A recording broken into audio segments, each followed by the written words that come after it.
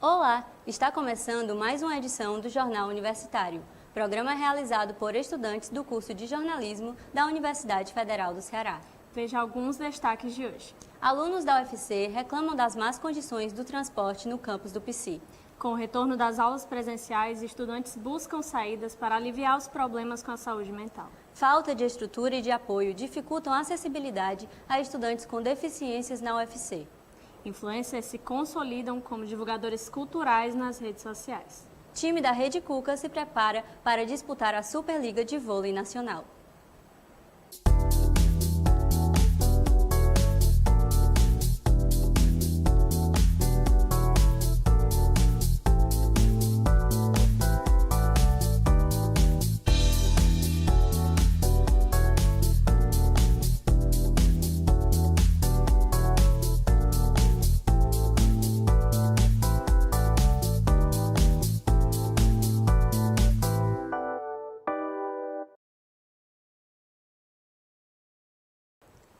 Durante o período eleitoral, a distribuição de santinhos é uma forma de propaganda política bem tradicional, mas muito incômoda, sobretudo porque, no dia da votação, esses impressos causam um grande acúmulo de lixo nas ruas.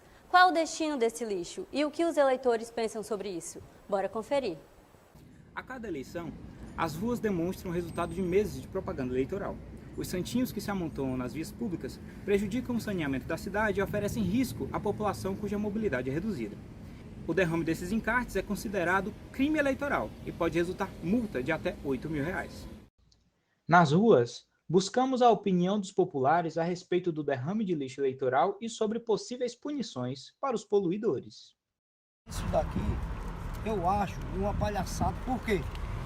Cara, uma poluição, isso aqui é o verdadeiro lixo. Para mim, eu acho que o TRE, a prefeitura deveria se juntar e punir todos os candidatos que estão aqui, porque eles próprios mesmo que mandam fazer isso. O lixo eleitoral é desnecessário, porque polui a cidade, pode ocasionar alguns acidentes e causa uma poluição física, visual. As imagens das ruas de Fortaleza no dia após a eleição são impressionantes. Lagos de papel se formam nas calçadas e nas ruas. Alguns até entopem os bueiros e podem acarretar problemas em áreas chuvosas, como o ocasionamento de enchentes. Procuramos o órgão responsável pela limpeza da cidade, a SEGER, para esclarecer algumas dúvidas sobre o tema. Qual é o papel da SEGER no período das eleições? O papel da SEGER no período das eleições é ter o cuidado com a limpeza de Fortaleza, com a limpeza do nosso lixo, né? Nos lugares de votações. Devido os candidatos soltar muitos papelzinhos por todas as áreas, então a gente prepara, antes da eleição, a gente prepara com a varrição, e depois da eleição a gente passa para varrer e tirar todo o lixo que eles jogaram e condicionar no saco e mandar para o destino final. Qual é esse destino final? É lá no ASMOC. E lá na Calcaia a gente joga no aterro sanitário de lá. Os materiais que são descartados são de fácil reciclagem? Não são de fácil reciclagem, porque eles são jogados em todos os locais. São jogados na lama, são jogados na pista de rolamento, são jogados no próprio lixo, são jogados de uma maneira que não dá para a gente de maneira nenhuma fazer a reciclagem. Então é uma mistura de muitos materiais. Isso. Qual é a área da cidade que apresenta essa maior taxa de poluição por santinhos? Na Barra do Ceará, Praia de Iracema, tá certo? E também no centro da cidade, joga muito no centro da cidade. E a periferia de um modo geral também. Se a gente for realmente ver, é muito, em todos os locais a gente vê muito material solto, jogado de uma maneira, sabe, que a gente não dá nem para medir, mas a gente pode dizer assim especificamente, a gente pode dizer na Praia de Iracema e na Barra do Ceará. No campo das soluções, o deputado goiano José Nelto, do PP, apresentou um projeto de lei ao Congresso que prevê a utilização de materiais reciclados ou biodegradáveis a todos os artigos impressos de campanha eleitoral. A proposta, apresentada no dia 13 de setembro, será analisada pelas comissões de Meio Ambiente e Desenvolvimento Sustentável e de Constituição e Justiça e Cidadania. Em seguida, será votada pelo plenário da Câmara. Estudantes da Universidade Federal do Ceará sofrem para chegar a certas áreas do campus do PC. Além de estar sempre lotado, o ônibus da linha 020 não atende a todos os blocos estudantis, fazendo com que muita gente tenha que enfrentar grandes percursos a pé para conseguir estudar. O repórter Richardson Pereira foi até o local para ouvir os alunos. Acompanhe a seguir. A rotina dos estudantes do campus do PC é marcada por problemas de locomoção que se agravaram desde a volta às aulas presenciais no início do ano letivo. O transporte responsável por levar os alunos aos seus respectivos blocos, o Intracamp, não está atendendo todas as demandas necessárias. Os estudantes se queixam do serviço. Geralmente quando a gente chega aqui esse horário, a gente é esmagado dentro do ônibus, né? Fora o calor também, você chega na sala suado, cansado. Antes da pandemia, eu lembro que tinham 2, em alguns momentos, né, nos horários de pico, tinham até 3 ônibus grandes. E atualmente são apenas 2, sendo que um deles é top pico. É um negócio complicado. Da época que tinha o ônibus até o IEFS, né? Eu não precisava pagar 1,5 km indo e voltando. Se desse para voltar, seria um milagre. Não só por mim, mas também principalmente pelo pessoal da educação física. Nossa equipe pegou o 020 até sua última parada, próxima a Embrapa, e percorreu o trajeto de 800 metros feito pelos alunos até o bloco de educação física. Ao serem perguntados, os estudantes do IEFS expuseram os problemas enfrentados diariamente pela exclusão do campus na rota feita pelo transporte. Aconteceu assalto, violência por causa disso, por causa desse trajeto que o pessoal ia fazer. O problema é principalmente à noite. A aula que acaba 10 horas, o ônibus ele passava um pouco antes das 10, né? Então a aula acaba antes, para o pessoal conseguir pegar a condução para ir. Então, até a nossa aula é prejudicada por causa disso. O 020 ele deveria passar aqui, porque aqui é o Instituto de Educação Física, faz parte da faculdade. Então a gente, como qualquer outro curso, deveria ter o direito de que o transporte chegasse até aqui. Não é porque a gente anda cerca de, é só 10 minutos, mas tem vezes que é indo e voltando, tem vezes que é no sol quente, tem vezes que tá na troca de guardas e a gente se sente inseguro, tem vezes que a gente tá machucado, tá lesionado, não pode se locomover. Então o 020 ele deveria passar aqui, ou no mínimo, como antigamente tinha a Topic, que ficava levando os alunos da entrada do IEFS até o IEFS a cada 15 minutos. Não um intercamp que passa de hora em hora e é se passar. Nesse período que a gente ficou sem Topic, sem intercamp, sem nenhuma forma de locomoção até o final, até a entrada lá do PC, né? A gente pedia caronas aqui. E aí foi quando se tornou perigoso, porque a gente começou a ter notícias de assédio, teve notícia de estupro, que aconteceram com alunos aqui do IEFS. A gente teve uma mobilização para melhorar o transporte, mas nada mudou. Eu acho que muitas vezes eles não se preocupam com a gente, com essa questão do deslocamento, o quão pode ser perigoso para os alunos, para os professores, extensionistas que participam dos nossos projetos. Para você colocar um aluno aqui dentro, você tem que dar condições para ele estar aqui dentro, independente de qual curso seja, independente de qual campo seja. Em nota, a ETUFO declara que existem 2 ônibus rodando atualmente na linha 020 campus do PC, juntamente com o veículo alternativo da UFC. Em relação à quantidade de ônibus operantes, o órgão diz que está de acordo com a demanda da universidade. A empresa esclarece ainda que é responsabilidade da UFC disponibilizar seu veículo alternativo para os estudantes se locomoverem até os blocos mais distantes, pois o Intracamp segue rota e horário pré-estabelecido e dimensionado para a operação da linha. Em resposta aos questionamentos levantados sobre a linha 020, a UFC Infra disse que sua redução se deu devido à suspensão das atividades durante a pandemia e que o gerenciamento do Intracamp é feito pela ETUFO. A universidade comentou também que já encaminhou ofícios para o órgão solicitando que a linha 020 retornasse ao seu antigo trajeto, que contemplava o IEFS, e que passasse de forma mais frequente pelos blocos. Entretanto, as demandas ainda não foram atendidas. Em relação a melhorias nas condições dos transportes, a universidade diz depender da prefeitura para a realização dessas solicitações.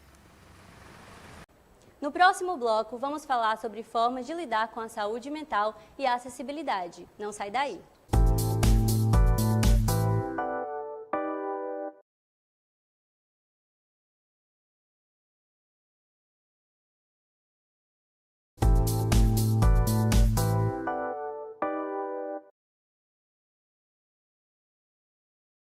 Depois de um longo período tendo aulas remotas, os estudantes lidam com dificuldades nesse pós-pandemia. Um dos maiores problemas é com a saúde mental, que é um fator determinante no desempenho na faculdade. Por isso, fomos conferir como os estudantes estão lidando com o retorno às aulas presenciais na Universidade Federal do Ceará. Acompanhe. Durante a pandemia da Covid-19, passamos por diversos períodos necessários de isolamento total em nossas casas. Apesar do lockdown, o vírus ocasionou mais de 600 mil mortes no Brasil e também afetou a saúde mental de outras milhões de pessoas. E essas sequelas estão presentes mesmo após um ano do início da vacinação. Tarefas consideradas simples, como ir ao trabalho ou à faculdade, tornaram-se um desafio para quem enfrenta os danos psicológicos causados nos 2 últimos anos. Segundo a pesquisa de 2021 do Instituto Ipsos, encomendada pelo Fórum Econômico Mundial e cedida à BBC News Brasil, 53% dos brasileiros declararam que seu bem-estar mental piorou um pouco ou muito no último ano. E com o retorno das aulas presenciais aqui na Universidade Federal do Ceará, parte dos estudantes relatam problemas relacionados à saúde mental. Crises de ansiedade, depressão, insegurança com a própria imagem e medo do convívio social são algumas das dificuldades enfrentadas pelos alunos. Tinha uma grande pressão que eu me colocava quando fosse para voltar. Eu sempre tinha em mente que quando eu fosse voltar, alguma coisa ia acontecer, minha saúde mental ficava muito prejudicada com a possibilidade de voltar. Então, isso me causava muita ansiedade e eu ficava muito nervosa. Vários amigos meus já me mandaram para eu procurar a ajuda da UFC. Eu sei que talvez eu precisaria e eu tenho conhecimento que existe, mas eu nunca vou atrás. Então, eu sei que existe, mas eu não usei. Na minha opinião, assim, eu não fui atrás de nenhum projeto, porque eu achei um pouco inacessível. Era uma burocracia muito grande você ir atrás. Um pouco do que eu vejo do UFC é que eles só atendem mais os casos mais graves, tanto da parte da psicologia como da psiquiatria. O psicólogo recém-formado pela UFC, Miguel Timóteo, e o professor do curso de psicologia da UFC, Emanuel Meirelles, compartilharam um pouco das suas experiências nos atendimentos do plantão psicológico e do projeto Escutativa, e sobre as principais queixas dos estudantes atendidos durante a pandemia e após o retorno presencial. Havia um esgotamento muito grande com a questão do isolamento. As coisas que eu mais recebia, agravamento de quadros de transtornos de ansiedade, agravamento de crises de ansiedade, de crises depressivas, uma intensificação de problemas familiares. Formulário para inscrição do plantão abria às 10 horas, às vezes 10h10 da manhã já tinha encerrado 100% as vagas. Então, assim, a demanda nem de longe conseguia ser alcançada. Eu diria que no retorno presencial é muito variado, né? Essa questão da ansiedade, da necessidade de se manter produtivo, ela se mantém, mas também tem uma dimensão de um estranhamento no encontro com os colegas, né? Então tem pessoas que vieram para o seu quarto, quinto semestre de faculdade e agora que estão conhecendo os colegas. E às vezes nutriam uma expectativa e quando chega a recepção é outra, né? Mas voltar depois de um longo período também não é fácil. Para isso, uma série de iniciativas na Universidade Federal do Ceará focaram no acolhimento psicológico dos discentes nessa retomada. A questão da saúde mental na Pró-Reitoria de Assuntos Estudantis tem sido cada vez mais uma prioridade, né? Para o retorno das aulas presenciais, nós fizemos inicialmente uma pesquisa para aferir qual era a expectativa dos alunos desse retorno, e foi positiva, a maioria dos alunos queria o retorno das aulas presenciais.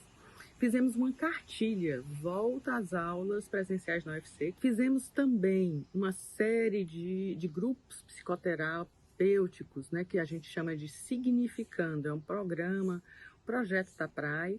Por ocasião do Setembro Amarelo, nós tivemos uma oficina de resiliência psicológica, Conhecendo para Fortalecer. Para os próximos semestres, nós continuamos com esses grupos de apoio e temos sempre o acolhimento na PRAE dos psicólogos para os alunos que precisem desse acompanhamento. E falando sobre saúde mental, você sabia, Débora, que fazer exercícios regularmente pode ser uma boa saída para tratar não só o corpo, mas também a mente? Pois é, Giovana. O repórter Danley Pascoal vai nos contar como a musculação tem mudado a vida das pessoas, principalmente nesse pós-pandemia.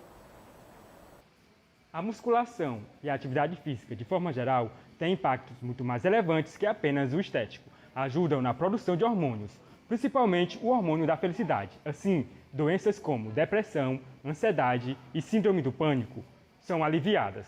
A relação entre a prática de exercícios físicos e a manutenção da saúde mental já é um consenso entre os profissionais de saúde. Descobertas recentes apontam que práticas como caminhar, correr, pedalar ou mesmo musculação de forma moderada são fundamentais para manter uma capacidade neurológica saudável, mesmo com o avanço da idade. Regular, ela não vai reduzir apenas medidas. Ela pode melhorar a capacidade cognitiva, ela vai reduzir os níveis de ansiedade, depressão, de estresse, ela vai fortalecer e fornecer mais energia e ela também pode aumentar a autoestima. Além disso, os movimentos motores, que são realizados durante as atividades físicas, eles liberam um hormônio chamado endorfina, que é conhecido como o hormônio da felicidade. Então, a endorfina ela é liberada no cérebro e ela traz diversos benefícios que não estão voltados só para a felicidade, Como, por exemplo, ela melhora a memória, melhora a capacidade de concentração, ela traz uma elevação do humor, também pode trazer uma melhoria na qualidade do sono. Então, a gente também tem a serotonina, que é um neurotransmissor responsável pelo bom humor e pela regulação do sono, que, entre essas funções, também vai ser liberada no momento da realização da atividade física. E todos esses fatores a gente pode citar que eles exercem impacto muito positivo em diversos transtornos mentais, como ansiedade, depressão, transtorno do pânico e também no TDAH, A pedagoga Maria das Graças Nogueira, que enfrentava um processo de depressão devido à perda de parentes e também por conta da pandemia, fala sobre os impactos da musculação na sua vida. Eu nunca fiz exercício físico, mas nos tempos desses para cá, com questão da ansiedade, eu estou enfrentando um luto, estou enfrentando a menopausa. E aí eu tive que procurar muitos médicos, atrás de recursos, o que estava acontecendo comigo, era muita mudança. E a saúde mental zero, assim. E aí eu fui orientada pelos médicos que eu procurasse atividade física, procurasse academia, que tudo isso ia melhorar na minha vida. E como está melhorando? Já está com 1 ano que eu estou aqui na academia e só vejo tudo de bom. Melhorou minha autoestima, melhorou minha vontade de viver, o meu sono está sendo um sono de qualidade. Eu estou deixando de tomar vários remédios que eu estava tomando para ansiedade, para dormir. Então é assim, vem junto com a atividade física, vem várias coisas vão se agregando. Aí fui me preocupar também com a minha alimentação. Hoje eu já me alimento diferente, hoje eu me alimento com outra qualidade. Então eu tá só melhorando, tudo de bom na minha vida. É preciso destacar que a prática de qualquer exercício físico requer orientação profissional, tanto de um professor de educação física como de um nutricionista. A orientação é pré-requisito para o controle das ações durante a atividade. O paciente que vivencia um transtorno mental, ele não tem essa sensação de controle tão associada sobre a si mesmo. Normalmente a pessoa ela acaba por acreditar que ela não possui um controle sobre a própria mente, sobre o próprio corpo. E praticar um exercício físico contínuo pode fazer com que a pessoa tenha uma segurança melhor, uma segurança de si mesma. Outra explicação que a gente pode trazer também é entender que há uma quebra de rotina desse paciente depressivo, ansioso, estressado, seja um estresse pós-traumático ou um estresse crônico. São alguns transtornos que são paralisantes da rotina de uma pessoa. Então, essa pessoa ela tem uma realidade estagnada, ela tem medo de tudo, tem medo de todos e também tem medo de situações novas. Então, quando ela deixa de lado a segurança do lar dela para realizar uma atividade física ou algum esporte, ela vai ter uma quebra nessa estagnação. Então, para a pessoa que tem um transtorno mental, esses pequenos passos que são dados em busca dessa recuperação vai contribuir. Agora falando sobre acessibilidade na UFC, estudantes reclamam da falta de recursos e de infraestrutura para atender pessoas com deficiência. Já a Secretaria de Acessibilidade fala sobre o seu papel e sobre projetos que existem para melhorar a situação. Na Universidade Federal do Ceará, existem medidas para facilitar o acesso à educação para pessoas com deficiência. Atualmente, a instituição tem cerca de 700 estudantes com algum tipo de necessidade especial. No entanto, as condições para a permanência dessas pessoas ainda são precárias. Segundo Matheus, que é estudante de jornalismo e cadeirante, a estrutura da universidade deixa muito a desejar. Principalmente nas salas onde eu faço o meu curso, não tem acessibilidade, as portas são estreitas, as salas são muito apertadas realmente, assim, para entrar com a cadeira, para sair. Os banheiros faltam muito, assim, deixa muito a desejar. Eu acho que as construções foram muito mal projetadas, mal pensadas realmente. A estrutura mesmo do curso, mesmo para receber as pessoas, assim, tem uma maior dificuldade de locomoção. Outro grupo que também enfrenta dificuldades para se locomover nos campi são os deficientes visuais. Thalia, que é estudante de psicologia e está indo morar numa residência universitária, diz que seu maior desafio é em relação às barreiras atitudinais. Porque quando se tem atitude, tipo, tudo se torna mais fácil, mesmo que a estrutura não seja ideal. Por exemplo, nas aulas, muitas vezes os professores estão lá apresentando um slide, digamos. E o professor está ali falando sobre o slide, só que ele não está lendo, ele não está tornando aquele slide acessível.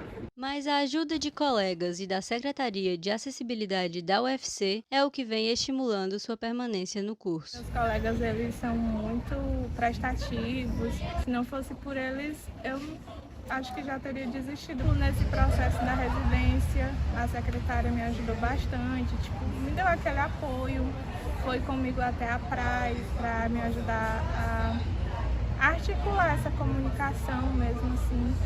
E foi bem importante essa ajuda. A única crítica que eu tenho é que eles não divulgam muito os trabalhos, assim, não são de visitar tanto a universidade, mas eles têm uns trabalhos bem legais. A Secretaria de Acessibilidade UFC Inclui foi criada em agosto de 2010. Seu objetivo é assegurar condições de acessibilidade e estimular o desenvolvimento de uma cultura inclusiva no ambiente universitário.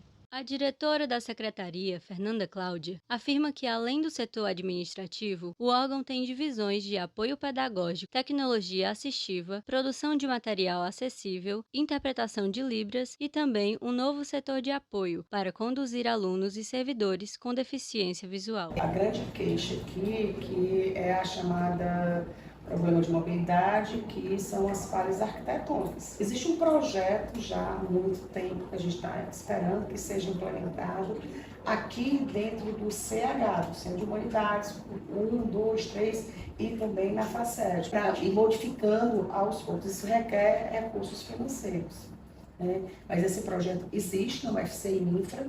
As unidades acadêmicas, elas devem pelo menos solicitar parcialmente o atendimento, né, de algum conserto, de alguma reforma, para que realmente, pelo menos provisoriamente, mas existe e há uma necessidade. E se você me perguntasse assim, a universidade, ela tem tudo para atender, estamos muito longe disso. Mas uma coisa a gente tem, vontade que isso chegue, né? Não da forma perfeita, mas de uma forma razoável para atender a todas as pessoas com deficiência. No próximo bloco, vamos falar sobre cultura e esporte. Fica com a gente!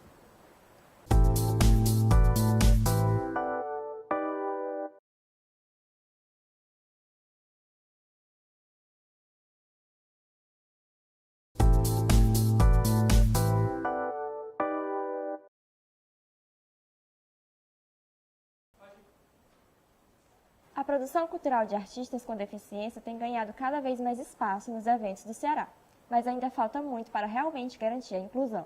Para saber mais sobre os desafios e os incentivos para a inserção dessa população em eventos, shows e espaços culturais no estado, veja a reportagem de Júlia Fraga. Por muitos anos, as pessoas com deficiência estiveram à margem da sociedade no que diz respeito à cultura e às artes. Era comum, por exemplo, espetáculos de teatro sem nenhum recurso de acessibilidade, ou museus sem um programa para incluir esse público. Porém, com o passar do tempo, várias obras e equipamentos culturais vêm buscando investir na inclusão.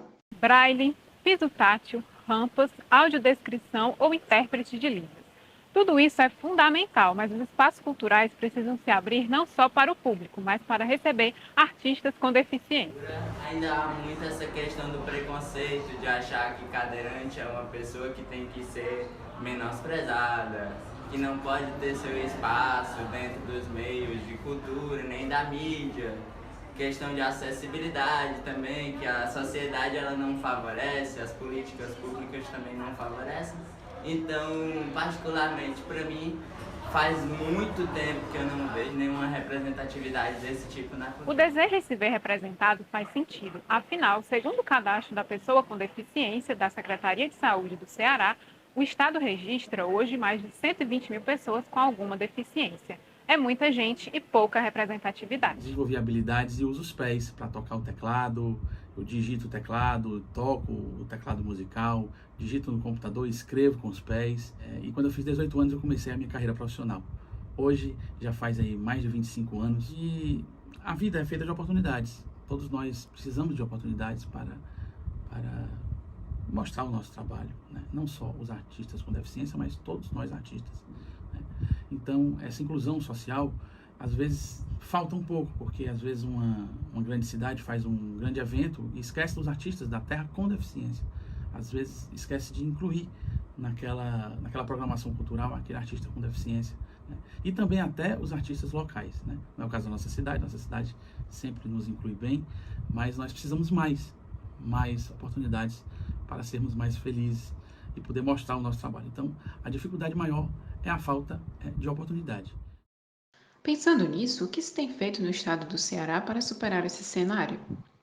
De acordo com a Secretaria de Cultura Estadual, editais inclusivos e planos de ação são algumas das medidas que contribuem para a acessibilidade cultural no Ceará. Ainda há muito que ser feito para que esse reconhecimento das pessoas com deficiência enquanto artista ele aconteça, mas penso que talvez uma das principais movimentações que precisam acontecer é uma mudança de paradigma, sabe? De como se percebem essas pessoas com deficiência. E aí eu acho que sair um pouco desse lugar de perceber esses corpos como corpos limitados, incapazes, incompletos, para perceber essas pessoas como corpos potentes que podem criar, né? Podem atuar e podem inclusive trabalhar aí nos mais diversos campos dentro desse universo, né, artístico-cultural. Então, a Secretaria da Cultura ela vem se movimentando no sentido de garantir a acessibilidade em todos os editais que ela propõe. Nós criamos critérios de acessibilidade, então, proponentes que submetem projetos que propõem ali, que prevê dentro do seu projeto alguma ação de acessibilidade, vai ter uma pontuação a mais que vai garantir com que suba, né, nessa escala de classificação e tenha mais possibilidade do seu projeto ele ser aprovado. Nós estamos em fase de construção de um plano estadual de acessibilidade cultural. E aí devo destacar que esse plano ele é uma iniciativa pioneira, então nenhum outro estado do nosso país, né, tem um plano como esse. Esse plano ele vai apontar ali, trazer diretrizes para como é que essa acessibilidade ela precisa acontecer. Os avanços são notáveis, mas a luta para que a acessibilidade e a inclusão cheguem à cultura e às artes e que pessoas com sem deficiência possam interagir em pé de igualdade, seja no palco ou na plateia, continua. E aí, Glória, enquanto utilizava as redes sociais, você já se deparou com aqueles vídeos curtinhos, apresentando locais, programações e rolês culturais aqui em Fortaleza? Muitas vezes, e tem sido ótimo, porque sempre aproveito muitas dicas. Na reportagem de Lívia Levinsky, entenderemos um pouco mais sobre esse tipo de conteúdo e a influência dele no acesso à cultura regional. Os equipamentos culturais de Fortaleza nem sempre são conhecidos pela população da cidade. Alguns fortalezenses passam todos os dias na frente de museus e exposições sem saber o que tem lá dentro. Esse desconhecimento às vezes é fruto da falta de divulgação desses espaços, mas as redes sociais estão possibilitando a mudança desse cenário. Com o boom das redes sociais como o TikTok, durante a pandemia, agora qualquer pessoa pode criar conteúdo para a internet. E alguns utilizam dessas plataformas online para a divulgação de espaços culturais, o que aumenta a visitação e o interesse do público. É o caso da analista de sistemas Priscila Rodrigues e seu esposo Áquila de Castro. O casal criou a página Instancie Momentos, depois de uma viagem à Europa que foi cancelada devido à pandemia. Priscila conta que os dois pensaram nos programas que fariam na viagem e resolveram fazer na própria cidade. E assim foram visitando museus, restaurantes e centros culturais. Logo que a gente começou, a ideia foi mostrar os locais que a gente tem aqui perto, inclusive para fortalezenses, para cearenses, porque a gente sentia que muita gente morando aqui não usufruía do que está à nossa disposição, né, digamos assim. E aí, mais depois que a página foi crescendo, principalmente no TikTok, que é onde tem um número um pouquinho maior de seguidores, né, a gente começou a ver também que algumas pessoas de fora do estado começaram a responder, interagir, falando: tô indo para Fortaleza tal mês, já tô salvando aqui sua dica e tal. De acordo com a pesquisa Hábitos Culturais Pós-Pandemia e Reabertura das Atividades Culturais, realizada em conjunto pelo Itaú Cultural e Datafolha, 66% das pessoas queriam participar de ao menos uma atividade cultural, depois que as medidas de restrição suavizaram. Um desses espaços culturais em Fortaleza é o Complexo Estação das Artes, no centro da cidade. Inaugurado em 30 de março de 2022, o complexo era a antiga estação de trem João Felipe e hoje se tornou um espaço de cultura, com exposições que é aberto a visitações no fim de semana. O assessor executivo do Estação das Artes, César Teixeira, comenta a importância das redes para a divulgação do espaço. Com relação à questão de divulgação, recentemente a gente passou por uma questão que foi o defesa eleitoral, que a gente teve uma limitação para poder divulgar, tivemos que arquivar nossas redes sociais e com isso foi muito importante. Reels, TikTokers, que estão sempre aqui pela estação, aqui qualquer dia da semana que você passe aqui na praça, tem sempre alguém fazendo uma dancinha, tem sempre alguém se movimentando aí e isso ajuda certamente a divulgar tanto o espaço quanto a nossa programação. Thaís Oliveira já visitou diversos espaços culturais de Fortaleza, influenciada por vídeos nas redes sociais. Sempre antes de vir para algum canto aqui em Fortaleza, eu procuro inspirações, no Instagram, no TikTok, nas redes sociais, para ver como é o ambiente, para ver as atrações que tem.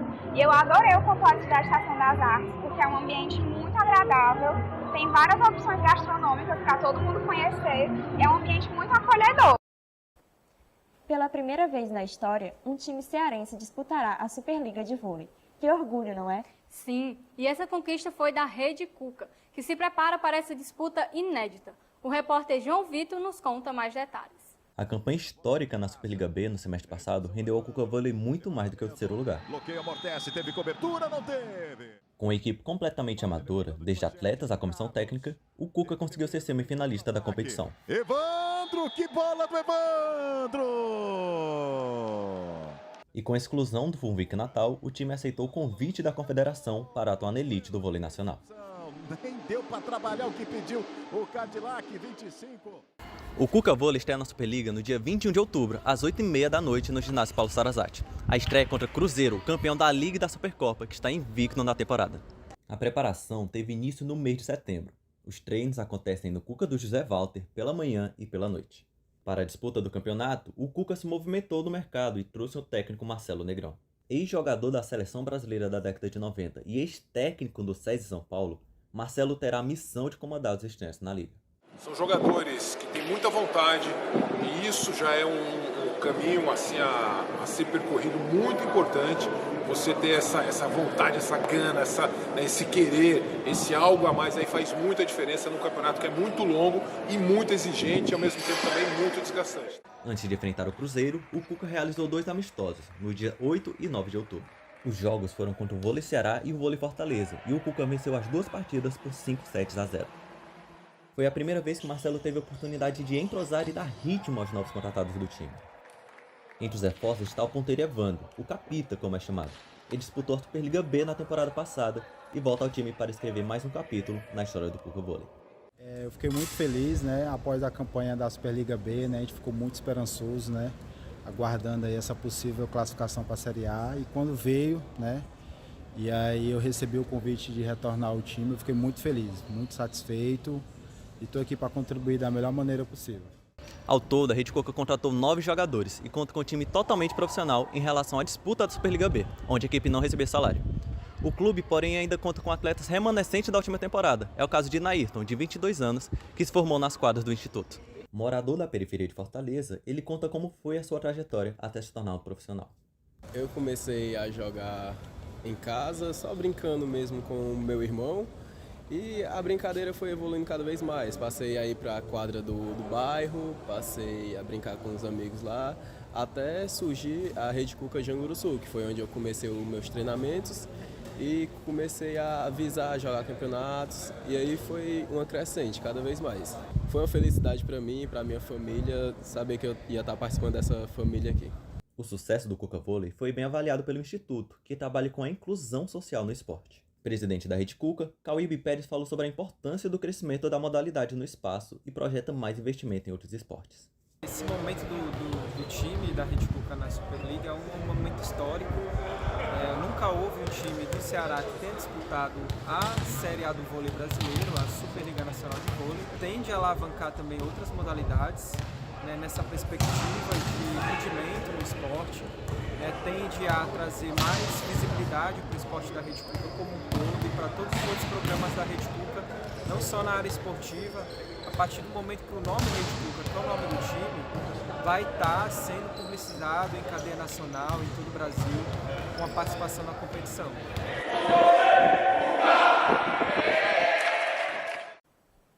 Está chegando ao fim o nosso Jornal Universitário. Esta foi uma produção da Turma de Jornalismo Audiovisual do curso de Jornalismo da Universidade Federal do Ceará, no semestre 2022.2. Obrigado pela companhia e até a próxima edição. Tchau!